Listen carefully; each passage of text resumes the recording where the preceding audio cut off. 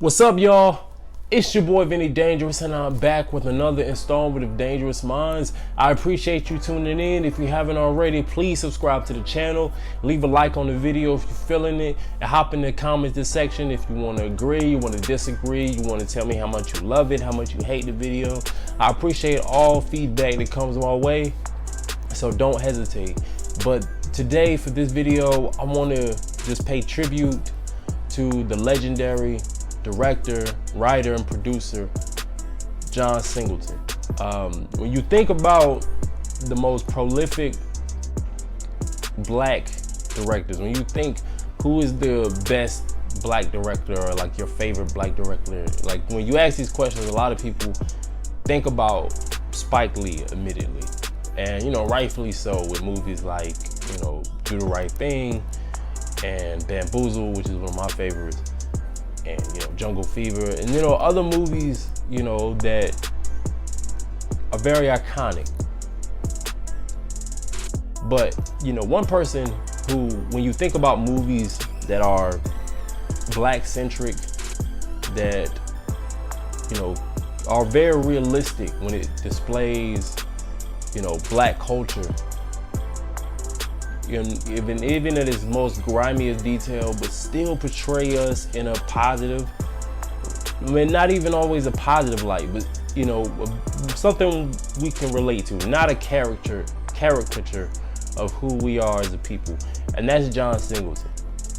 I would say Spike Lee was the director of the 80s when it came to black people, but John Singleton is undoubtedly the director of the 90s for black people. He was the youngest person ever and the first black person to be nominated for an Academy Award, for Boys in the Hood.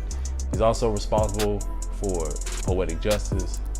He, up until recently, he was one of the directing forces behind Empire, the Shaft remake, even a movie that on this channel and on this show, I've said how much I hate the movie Baby Boy.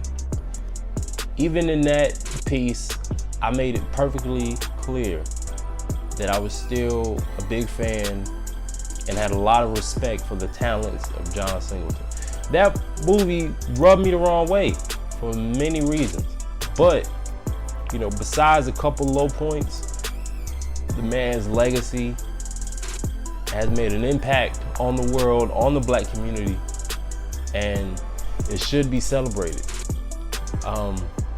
Movies that I don't think get enough praise are like movies like Higher Learning, which I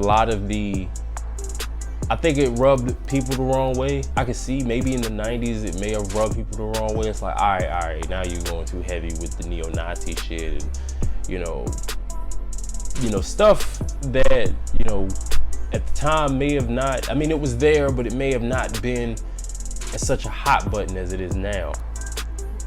I think if people go back, and I think it's one of his most underappreciated works, a great performance by Ice Cube, a great performance by Michael Rappaport and Omar Epps, among others, that I feel like really should be celebrated.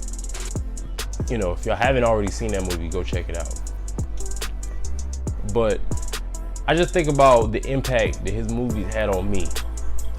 Some of my favorite movies of all time, like Poetic Justice and Boys in the Hood, especially Boys in the Hood, really left a mark on me. I remember watching Boys in the Hood, and even though it's based off of John Singleton's experience in South Central LA, me being a young boy from North Carolina, I felt that. There was a lot of people in that movie that I could closely identify with, people that I've seen in my lifetime, that lived down the street from me, the people that I hung out with, or I've seen certain things go down that were portrayed in that movie so excellently. Think about Ricky's character. I got friends like that. I feel like, Ricky's character. I got friends like Doughboy. Those are people in my life. I felt that, and there's not really too many movies that I can turn to, like Boys in the Hood, that really accurately portrays what the black experience was like in neighborhoods like that. or like a love story like Poetic Justice. It's not the most ideal love story, especially the way, I can't remember the names right now. I think it was Buddy, so I'm just gonna say Pac and Janet get together, and it's not ideal, but everything about that movie was just so realistic. It was black. One of Ice Cube's quotes from when he was posting his dedication or his tribute to John Singleton was the fact that he had a genuine love. Well, it's not a direct quote, but your love for the black experience was contagious, because he had a genuine love for the black black culture, the black lifestyle, and the fact that our stories were not being told in the correct way in Hollywood at that point, and in some cases still not. It was one of the driving forces to try to change that. It was one of the people that gave Ice Cube, Regina King, Tyrese, Omar Epps, so many people like Taraji that you see now are doing such great things. He was one of the first people to open the doors for them and give them their first big breaks. He was a mentor to Ice Cube. If it wasn't for John Singleton, we may have never gotten Friday. We may have never gotten Next Friday. The amazing film career, with some ups and downs, admittedly. But that's with everybody. Like Are We There Yet is not really that great. But Ice Cube has a lot of great movies and has accomplished great things because of his transition from music to Hollywood. Like, the big three, like he's doing now. You can contribute a lot of that to the mentorship and the guidance that was given to him by John Singleton. And, from everything that I've been reading about the guy, he just seemed like a really humble, just really wanted to tell our stories. He wasn't really too caught up in the fame. You didn't hear too much about him. And I think that's one of the reasons why I feel like he gets overlooked, because you don't really, you know his movies without necessarily knowing he was a part of it sometimes. Like, I didn't know he was a part of the Shaft remake until recently. I think it wasn't until I remember looking up John Singleton's movie credits, because I think me and a guy were having a conversation maybe about a year ago. And it was like stuff that stuck out to me. I didn't know he was one of the driving forces behind Empire. I almost forgot that he did Four Brothers, which is one of those movies that I don't think gets talked about enough either. How great, that unconventional dynamic, but still very relatable story was, that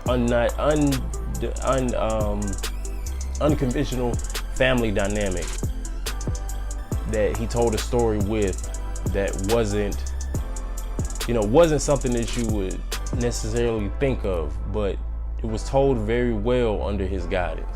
And it was a movie that, even though it's not the same thing that is it's not like Boys in the Hood, where I could look at my surroundings and immediately connect with.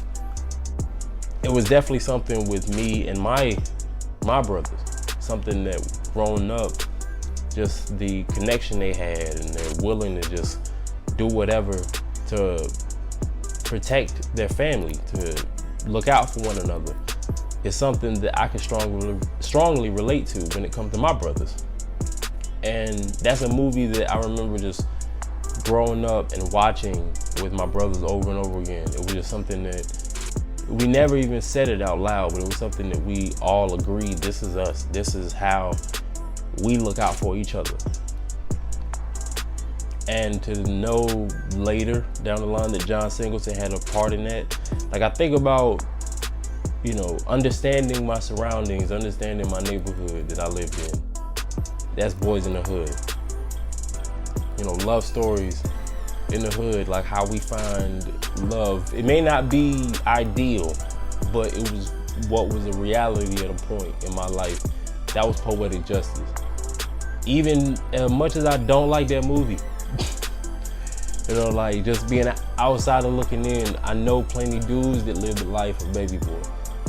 And just, you know, how much me and my brothers love each other and how we would do anything to stand with each other, look out for each other and protect our family at all costs. That was 4 brothers. You know, just thinking about, you know, you think about generations. He was doing it for almost 3 decades. And I'm 26 years old. You know, Boys in the Hood came out in 91, I was born in 92. So John Singleton's work started when my life started, and I grew up with his work, whether I knew it or not.